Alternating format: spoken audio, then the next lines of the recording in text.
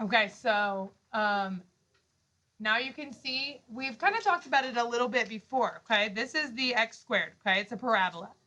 Okay, but square root, if you remember, is this what the graph of a square root looks like? A sideways parabola? It's kind of like that, but what's the difference? Do y'all remember this is like from 5.4 was where we first saw the graph, I think. Right, what's wrong with this sideways parabola to make it a square root?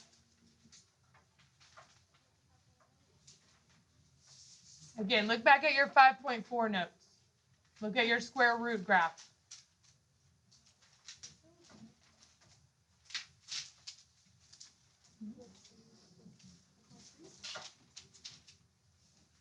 Five point four. All right, look at the graph of a square root. What does it look like? Does it look like this? It's half, right? What half? The top or the bottom? All right. It's this part. Okay, this is the graph of a square root. Remember we talked about the reason why? Because you can't have the square root of a negative, right? And notice on here, this says f of x equals x squared, but it doesn't say f inverse of x. It just says x equals y squared, okay? So because only this top part is f inverse of x, okay? So a square root, again, it can't be down here because it's not negative, and that's what this is saying. If x is greater than or equal to 0, if x is positive, then this is the inverse, okay, just this top part. But they're showing the whole sideways to parabola to show you that it really is symmetrical, but the square root is only going to be this top part. Okay, so that's why they give us this information right here. And you'll always see that, but again, you're just solving this part of the equation. It doesn't affect the rest of it. Okay, let's do number 4. F of x equals x squared plus 3. Again, anytime I see squared, it's going to have x is greater than or equal to 0.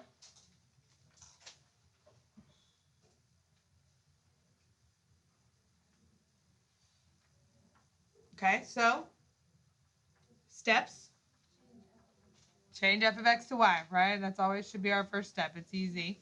Then what?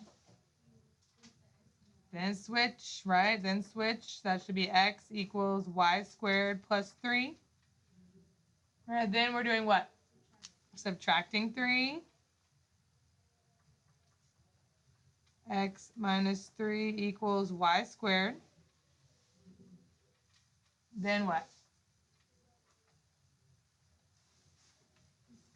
Divide. Square root. Square root. Good. Square root. We're going to square root both sides. Square root the whole thing.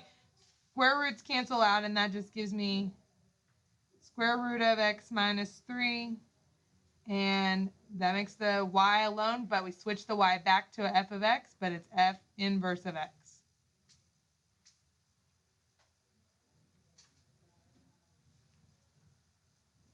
Right, again, we see plus 3 in the original, minus 3 in the inverse.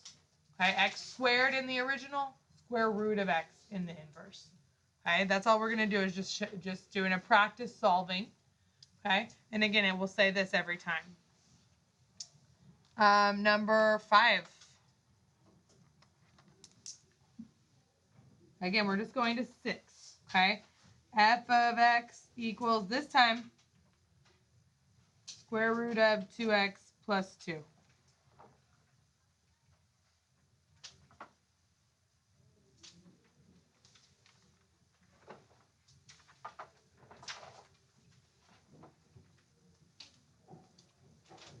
Okay, now on this one, on these where it's squared, we had x is greater than or equal to 0. Okay, on this one where it's f of x or y equals, we're going to say y is greater than or equal to 0. Okay, because this original one has its square root, so it has to be in the positive part of the graph. Okay, so again, this is just telling us about the graph. We don't have to worry about it for when we're solving. Okay, so same steps. First, we change f of x to y.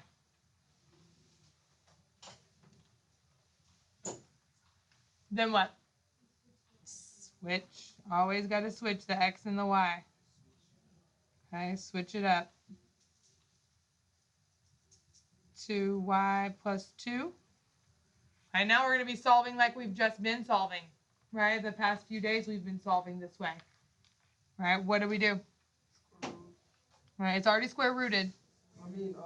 Square it, right? Square it. We're going to square this side, and we'll square this side. Okay, the squares in the square root go away. That leaves me with just x squared equals 2y plus 2.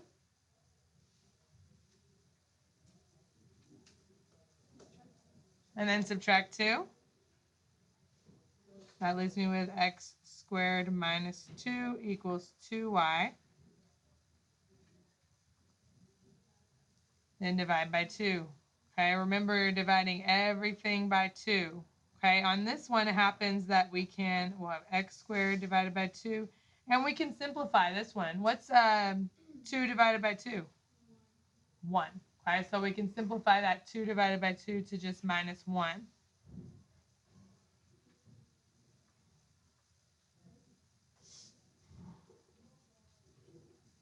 Okay, there's our inverse. That's our inverse equation. And we are going to graph this one. We have a little bit of space here. I'm going to do f of x. And then f inverse of x.